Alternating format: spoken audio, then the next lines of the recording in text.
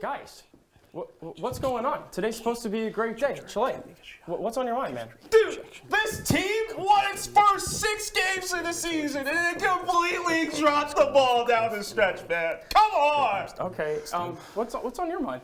Have you watched this basketball team so far this season? Joe Girard can't make a shot. Jesse Edwards always in foul trouble. 2 straight games a player gets ejected. This is terrible. All right, well, this isn't the first time that Syracuse Athletics has let basically everyone down, but you know what it is the first time?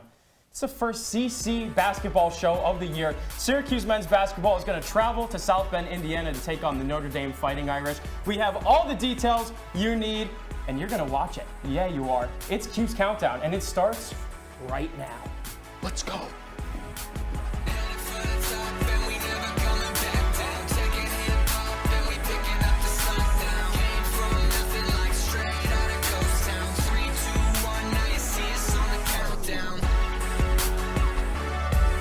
Welcome into the CitrusTV studio. Across the desk are the wonderful Ethan Frank and Chile Adele. I'm Spencer Pierce. Guys, have you cooled down a little bit? We're reeling. We're trying. I'm keeping my emotions in check. Okay, that's all that matters, as long as we can do that for the rest of this show. Now, if you're an avid Cuse Countdown fan, this might be an exciting time for you because, as Curtis Blow once said, they're playing basketball. They, of course, meaning the Syracuse Orange men's team, who up to this point is 3-4 and just got absolutely steamrolled by nationally ranked Illinois. For the first time ever, Jim Boeheim has 4 losses after just 7 games, coming off the heels of Boeheim's worst season ever. The feeling in the 3-1-5 wasn't too optimistic, but with that said, no one thought the Orange would drop their early games to Bryant and Colgate for the second year in a row. Chile, what's going on here? Listen, Spencer, everything is going wrong for this team right now. They can't score on offense. The defense has been horrible, and the discipline has been horrible as well. We talk about the scuffle going on against Bryant with Judah Mintz slapping Doug Edert, and then also, too, the ejection against Illinois on Tuesday night. It's just been a really bad stretch for this Orange team, and there's not any diamond in the rough. No, it all comes down to talent and coaching with this program because this is a group that just hasn't gotten the most out of its players over the last few seasons, and this is the first recruiting cycle that the Orange were able to get multiple, big-name guys over the last few years, but they're too young to make that big of an impact right now. So you're seeing all these growing pains, and that's what happens with a young team. It just needs to happen quicker because there aren't the veterans to pick them up. Well, a lot of the problem seems to be that this team simply has no offensive identity. The recruitment of Judah Mintz, Justin Taylor, Chris Bell, and others, it was great for the program, but it seems as though no one took into account how well they'd meshed together. For every game this season, the offense has looked different. Sometimes it's Judah Mintz's circus layups. Sometimes it's Bell and Taylor lighting it up from the three-point line. Rarely, though, is it a dominant inside presence. But that's what a rotation of Jesse Edwards, Munir Hema, and John Bolajak are going to get you. When the freshmen start to click, this team can get things going, but it's not always a group effort, and things have gotten pretty ugly. And let me tell you, guys, hot and Joe cold, Girard doesn't just have a case of the yips right now. He has a case of the lazy yips. Here's what I mean. Take a look at this clip right here. You're going to see Girard get the ball, and he's got 2 men about to double-team him right here. Instead of dribbling to the left, he goes to his right, and he gets pickpocketed. And even worse, I talk about the lazy yips, he doesn't even get back on the ball. Instead, just stands there idle. So take a look at this again. It's not just when he has the ball. It's when he doesn't have the ball as well. Here we go against Bryant. Girard right down here, and instead of trying to rush to the cup, instead of trying to get an open shot, SU has to get a contested shot there, and they're even lucky they make it. Again against Illinois. Contested shot when all Girard could have done is try and get an open look himself. And you see Justin Taylor fitting into that role that Joe Girard should be filling into at this point, Spencer. Chile, man, I hope you have a backup plan for if you see Joe Girard on campus. I'm not sure how much he's going to like you after that. The unfortunate reality, though, is that Chile is right. Much of this team struggles to score because much of the Orange struggle to be two-way scorers. Now, Ethan, what is hurting this team so badly? Well, the problem, Spencer, is that Syracuse's offense right now is predicated on 2 things. Is Joe Girard able to make shots? And if Joe Girard isn't able to make shots, is Judah Mintz able to create a shot for others? And right now, that is not happening because Mintz went 3 of 16 from the field against Illinois. He tried a couple times to set up Jesse Edwards in the post. That didn't work. So if the Girard shooting is not working and then the Mintz to Edwards connection is not working, what works? Sounds like nothing to me. You know, and even I talked about Joe Girard and him just standing around on some of those plays too. It's not just him, actually. You got to find ways to drive and you got to penetrate to the cup. Instead, you see a lot of standing around with this team, and that's why they're not able to score. They're not able to create shots for themselves. They're allowing, like you said, Mitch to try and create the offense, and it's not working. When you have a young guy trying to lead the offense like this, there are some growing pains. All right, well, those are the smaller guys, but we got to talk about the big men. Another integral part of the Cuse identity is big man Jesse Edwards. He hasn't been terrible. He's posted double-digit points in every game except for Tuesdays versus the Illini. But the story with him has been the same for years. It's the fouls. Averaging 3 fouls a game this year, especially against teams that have mostly been smaller, is an awful look for his progression. Chile, what's the roadblock here? Because no one understands. You know, it just doesn't make sense. Jesse Edwards has the capacity on this team to be a leader, to be somebody who really helps this offense gel. But like you said, he's not able to stay out on the court. He's fouled out twice already the past 2 games. You know, he had 17 boards against Illinois, 21 against Bryant. He's doing well crashing the boards, but he's got to be able to stay on the court to help this team. Yeah, the problem is he's still doing a good job blocking shots. He's still doing a good job finishing at the basket. He just doesn't have the mass to bang it down low with these big bodies. You look at a guy like Dane Danger on Illinois. He was muscling Jesse around in the paint to the point where he was pretty dangerous down low, Chile. I mean, these are players that Edwards is going to face all season that he is not able to compete with. Hey, I'm happy to give him a little bit of mass. You know, winter break's coming up. I got to shed some of the fat anyway. You know, it's just how it goes. So a lot of offense and fouling talk the last few minutes. But let's get to the defense. A unit that used to garner national recognition for its zone play has completely crumbled. Head coach Jim Boeheim blames that on his young guns and their inexperience. You can play defense for so long. Sooner or later, it's going to break down. And second half, it did.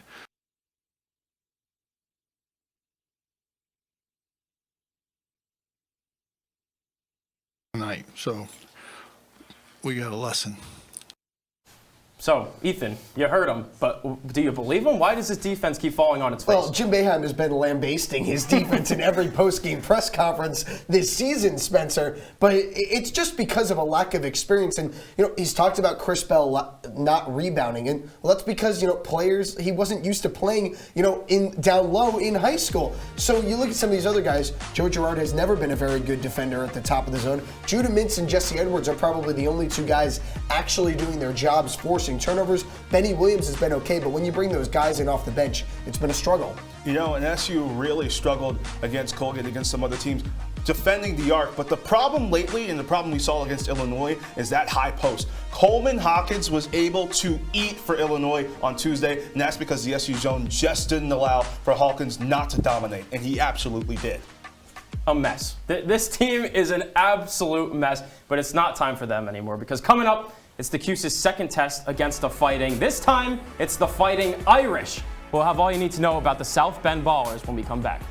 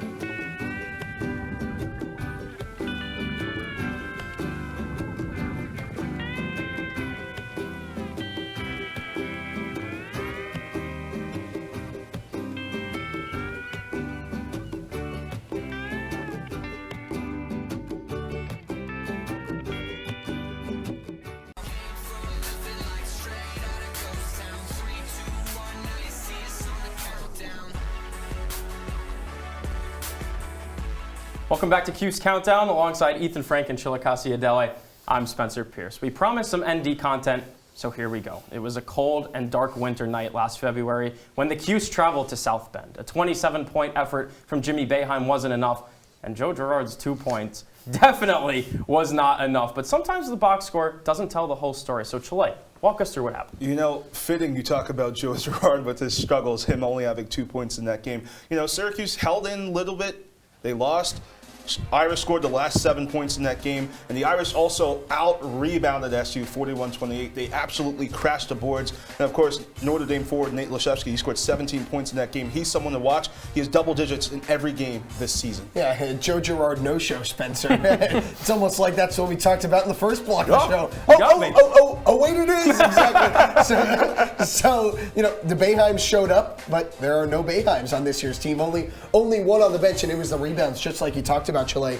Paul Atkinson of Notre Dame, who's no longer on the team, he had 17 boards in that one, so maybe easier for Jesse Edwards to crash the glass against this ND squad, but Laszewski's going to be tough to handle down low and on the three-point line. And only 9 assists in last year's game just kind of goes to the testament that this team has been playing too much hero ball for way too long. So we know what happened last year now, but let's look at a more broad scale. And we'll start with the guy at the helm, that's Mike Brey. Brey is, quote, so normal that he is abnormal, which funny enough is what they said about me in high school. According to Seth Greenberg, that was his quote. It was a weird one, I don't know. Entering his 23rd year on the sidelines, Brey is the all-time winningest basketball coach in school history, while becoming the only Irish head coach to reach 400 victories under the Golden Dome. Ethan, what'd I miss? Not much. You really just took everything I was going to say. All right. He is a model of consistency at Notre Dame. Went to a couple of Elite Eights back in the mid-2010s, and you take a look at Mike Brey, and you're like, oh, this guy kind of looks like a chucklehead, but he is a really good basketball coach. You mentioned it, the only Notre Dame coach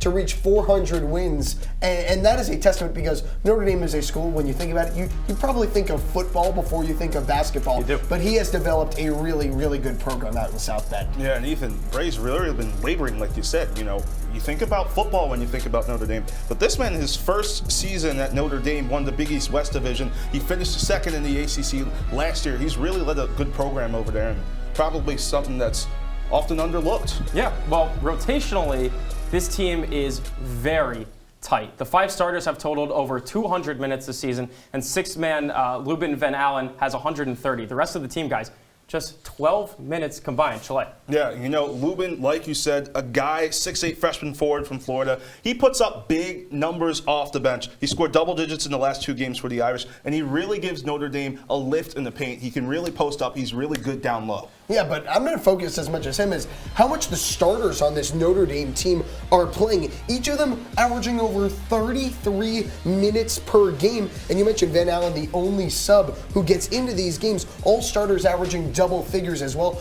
That just shows you how much experience this team has. And this is a group, besides J.J. Starling, who we'll talk about a little bit later, has a lot of experience playing together. And this is a team that is able to use his experience to its advantage. You don't just upset Michigan State because you've been playing together for 3 weeks like Syracuse. You upset them because you've been playing together for years, and that's what you see from this Irish squad. Well, hey, for as much experience as they have, they also have that much energy, too, running up and down the court. I could never do that. So those 6 key players that the Irish have, but there are a few that stand out more than others. It's time for a vegetarian's least favorite part of Cuse Countdown. That's the meats. First up, 2-time captain and do-it-all man, Cormac Ryan.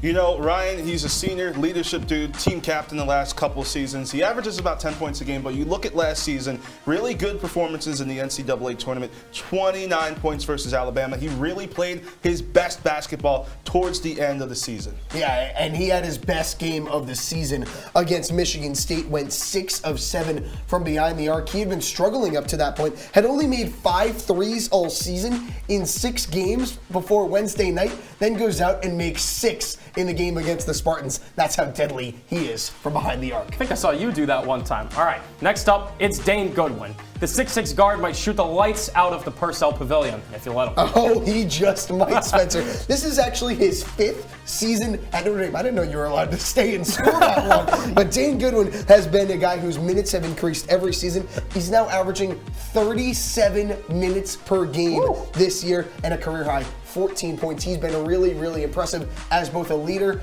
and a player for the Irish. And you mentioned that game against Lipscomb, as you see on your screen right there. He had the game-winning 3 against Lipscomb, and he shot 46% from the arc last season. Very good shooter. That was one of my other nicknames in high school. Very good shooter. And there's another guy who will make sure to insert himself into the game in a big way. Chile, J.J. Starling. You know, Starling, he's a big dude, 6'4", 200 pounds, young guy. Again, he's another one who shoots really well. 46% from the field.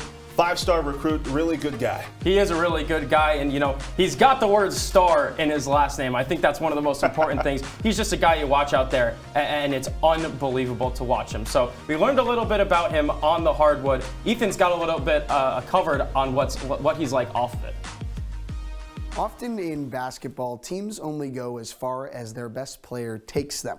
For Jim Boeheim, the 2022 recruiting cycle presented a chance for Syracuse to find that next great player. The Orange went after a lot of recruits like Kyle Filipowski, who's now at Duke, Donovan Clingan at UConn, but atop their list was J.J. Starling, located right in SU's backyard. The CNY native played 2 years at Baldwinsville High School before transferring to powerhouse prep school La Lumiere in Indiana. Starling ended his senior year as a 5-star recruit, 21st overall in 24/7 Sports' composite rankings, and he earned an invitation to the McDonald's All-American game. His final 5 schools were Syracuse, Notre Dame, Duke, Stanford, and Northwestern. As we know, he chose the Fighting Irish. So, Syracuse's coaching staff, still without their next star, got back to work. Despite having 5 commitments already, the Orange stumbled upon a player who had recently decommitted from Pittsburgh, Judah Mintz. The Maryland native didn't have the same recruiting pedigree as Starling, just a 4-star and 51st overall, but he hailed from Oak Hill Academy, a place the Orange know well. Carmelo Anthony. Mintz chose SU in late March, giving the Orange coaching staff the star they were desperately searching for. Both freshmen are off to a scorching hot start and are popping up as potential first-round NBA draft picks. Both teams got their guy, just maybe not in the ways they expected. Now the Irish and the Orange are set for their first of 2 meetings this season. Spencer, back over to you. When we come back, the panic meter gets brought out for the first time all year. Don't go anywhere. CC will be back in a few.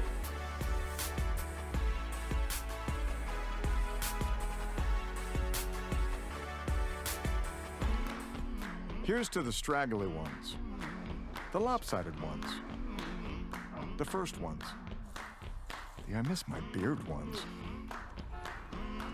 But hey, I look good with this ones. But no way he's grown that in a week ones. The black, brown, red, and gray ones. The, that one. The itchy ones. The never forgotten ones. The ones grown by Dad. The ones grown for Dad. The started late ones. The absolutely filthy ones. The drawn-on ones, the finger ones, the pin ones. The I nearly didn't do it this year ones. And the yeah, why not ones. They all raise awareness, raise funds, start conversations, and save lives. Because whatever you grow will save a bro. Learn more at Movember.com. They call me Maxie, but I prefer tripod. I was your above-average 4-legged homie, and then wham, bam, minivan. Some people pity me. Now that's lame. I still run, fetch, and swim. And the ladies love me. I'm the ultimate wingman. Just don't ask me to high five.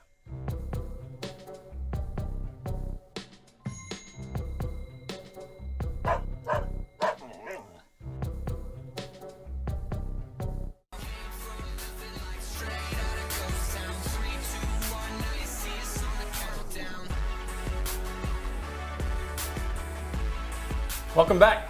That's Ethan Frank. That's Chile Adele. I'm Spencer Pierce. It seems like there's been a lot of tension tonight. And though the season's quite young, it seems like there's no optimism at all. And it's time to figure out just how much you guys are down on certain parts of this squad. 1 in this game means no sweat. 10 is Chicken Little, like the sky is falling, okay? You got it? I got it, Spencer. I would hope so. I would hope so. All right, we'll kick things off with you, Chile. And we're talking about the team playing down to its competition. The obvious losses to Bryant and Colgate show you that. But when you look at them being down to IUP in an exhibition game, for example, or letting Southern New Hampshire, the Penmen, have a raging comeback in the second half to blow a double-digit lead, how worried are you about this trend continuing?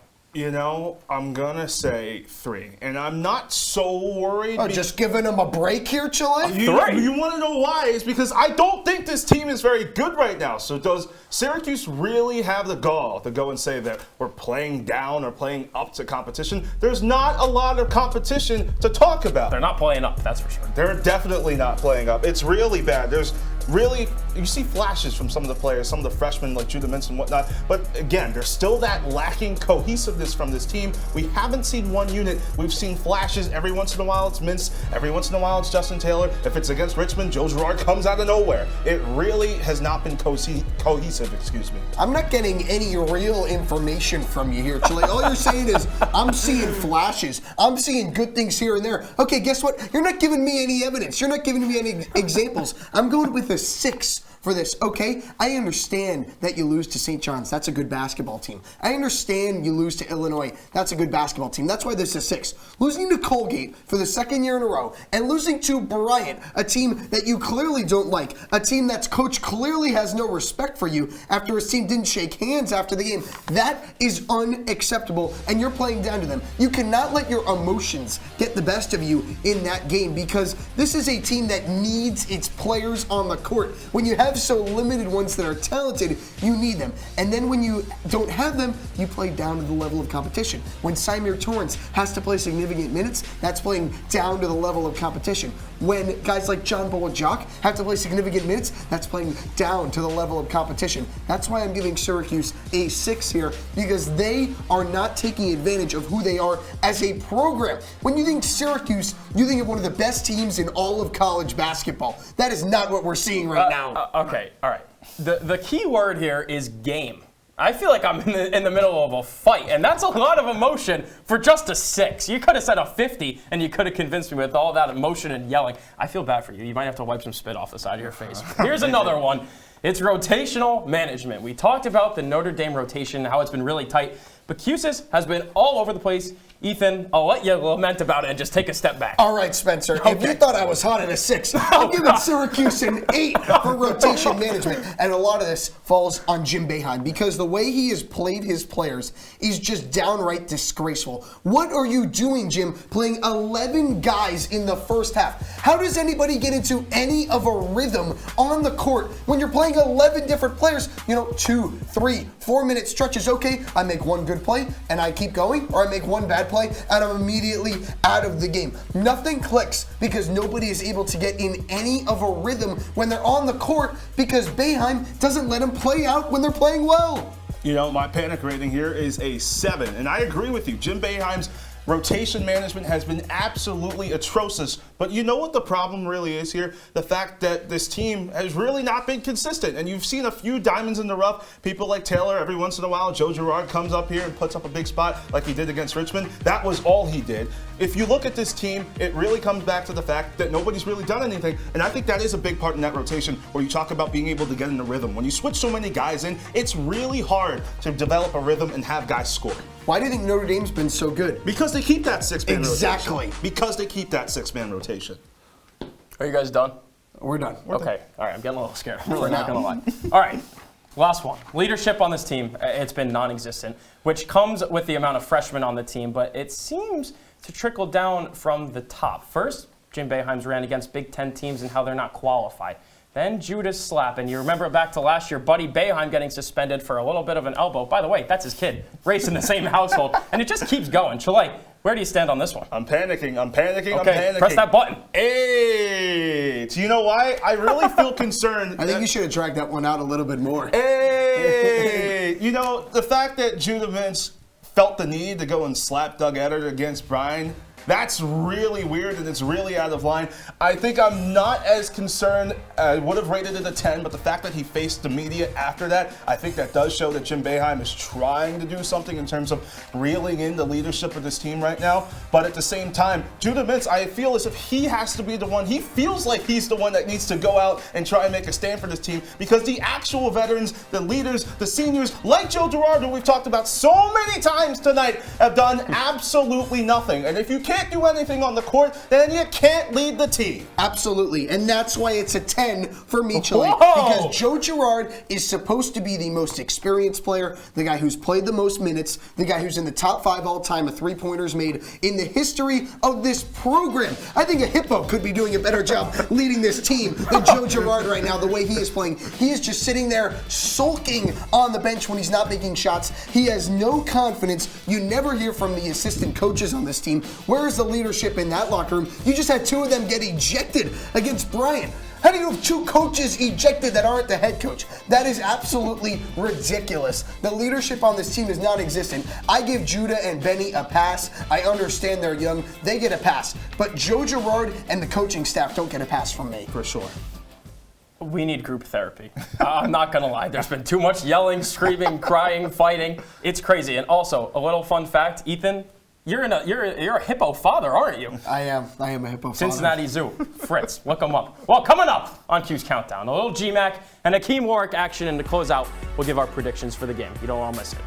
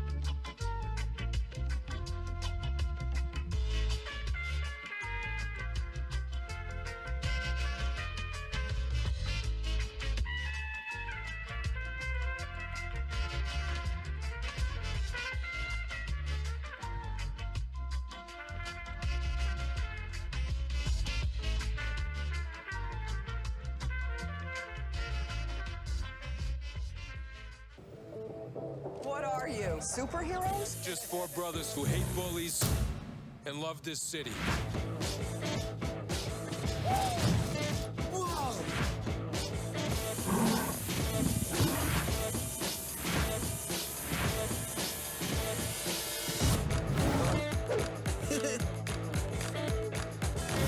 Gear up, guys.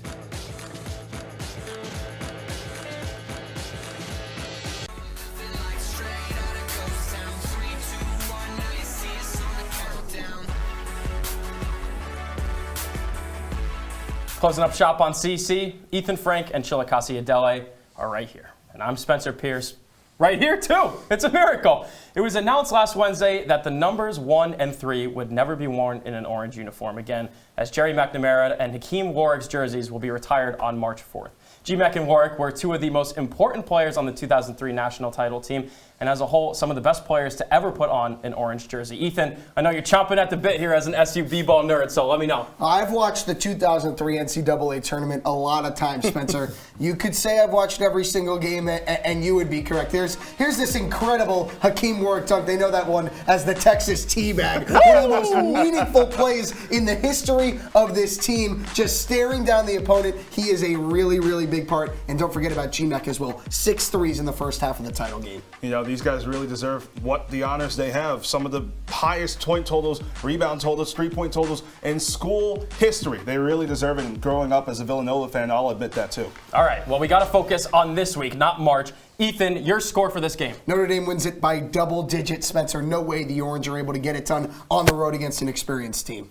80-72 Notre Dame. SU will hold on quick, but they'll lose. 80-64 Notre Dame. Not liking what's going on here. But that's all the time we have on Cuse Countdown tonight. Make sure to drop a follow on @CitrusTV Sports on Instagram and Twitter. That's Ethan Frank, Chile Adele, and I'm Spencer Pierce.